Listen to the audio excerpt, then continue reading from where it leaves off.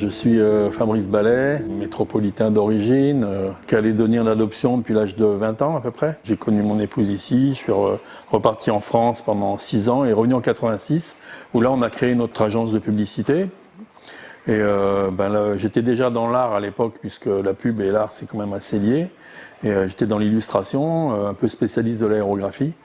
Et j'ai fait mon petit bonhomme de chemin pendant 26 ans dans la pub. Je continue à apprendre aussi, à me relationner. C'est aussi une façon de s'affirmer dans son art, rencontrer des gens, partager, être à l'écoute aussi. Et donc faire des résidences croisées qui permettent de mieux comprendre le pays et puis de s'imprégner de l'Océanie. Parce qu'ici, on est quand même dans un creuset qui est très, très riche. Je me sens chanceux d'avoir commencé ma carrière artistique ici, dans la mesure où on a un accès à l'art océanien. Il faut en profiter pour faire évoluer son art et devenir... faire du métissage culturel. C'est un peu mon but. Les diverses techniques que j'emploie sont le dessin au trait, l'aérographie, la sculpture bois, la sculpture métal également, du bas-relief, du graphe. J'essaye de donner le plus possible de sens à ce que je fais et qui est toujours une connotation avec le pays, qui m'a influencé depuis que j'ai 20 ans. Donc là, j'en ai plus de 60 maintenant et c'est vrai que j'ai été imprégné de cette culture océanienne et mélanésienne.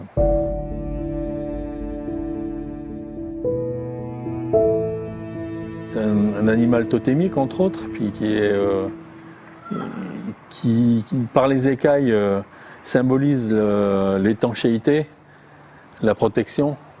C'est ça que ça m'évoque par rapport à l'usage qui va être fait des écailles en façade, puisqu'on est presque dans une toiture verticale. Donc un glissement de l'eau sur les écailles, une protection donc de ce qui est à l'intérieur. Ça c'est ma vision épurée, quoi. C'est vrai que c'est une allégorie qui tient la route. Cette mue, c'est la transformation, donc c'est un peu comme le papillon aussi, c'est passer de la chrysalide à l'animal qui vole. Là, on est plutôt terrien et on s'aperçoit par la mue que rien n'est fini, qu'il faut aussi revisiter, reconsidérer les acquis. Et donc là, on est en plein dans le sujet de la relecture d'un musée.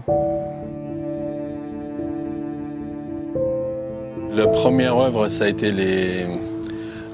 sur le thème des Lapita. J'ai eu envie de déstructurer, ou plutôt de faire l'imitation d'un site archéologique avec la reconstitution d'un fragment de poterie Lapita et de lui donner l'aspect d'un lieu de fouille avec des petites drisses qui sont souvent mises pour la cotation des distances. Moi, je les ai mises un petit peu n'importe comment pour que ça soit, entre guillemets, plutôt de l'art contemporain.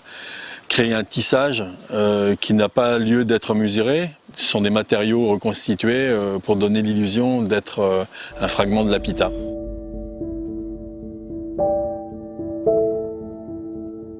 C'est une communauté qui est arrivée contrainte, qui n'a pas choisi sa destination, qui fait partie des importés ou des déportés, je ne sais pas comment on peut dire.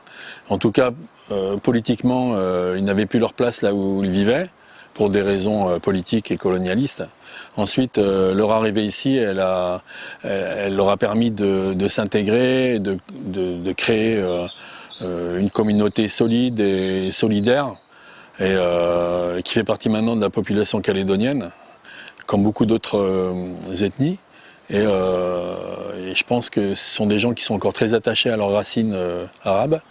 Et c'est quand même assez atypique de voir à 22 000 km une communauté qui est restée très proche de ses traditions. Le but de cette œuvre, d'après les consignes, hein, si on peut dire, c'était de se projeter dans l'histoire de la Calédonie à travers son expérience sur cette terre. Là, je parle un peu de mon histoire, d'une arrivée dans les années 80 avec en arrière-fond le DC-10 du TA, d'où je débarque avec l'histoire de mes rencontres, de la création de ma famille sur le territoire, de la naissance de mes enfants. Et donc c'est une petite tranche de vie d'un expat qui s'intègre dans une communauté qui, à l'âge de 20 ans, ne connaît pas, avec ce chemin de vie qui a duré 40 ans et qui permet de raconter son histoire à travers la technique des bambous gravés, que je trouve tout à fait adaptée à ce type de raccourci où il faut faire assez court mais donner quand même des petits codes explicatifs sur les anecdotes de cette vie. Et je trouve cette technique excellente parce qu'elle est assez dans l'abstraction, elle permet d'éviter les paraphrases, on est dans le sujet directement. Je pense que la lecture pour les gens est plus facile. Je remercie les institutions de m'avoir invité à le faire. Ça prouve une certaine légitimité de sa carrière artistique sur le territoire. Et aussi le plus important pour moi, c'est les rencontres de gens que je n'avais pas côtoyés, avec qui j'ai pu me relationner pendant toute cette période. Beaucoup d'échanges et une convivialité qui est hors du commun, qui est très représentative de l'accueil en Calédonie, avec ses partages, ses moments de rire, ce travail aussi où on partage nos techniques. Enfin, c'était très très intéressant de ce point de vue-là, comme toutes les résidences d'ailleurs, hein, où on est dans l'humain plus que dans la production.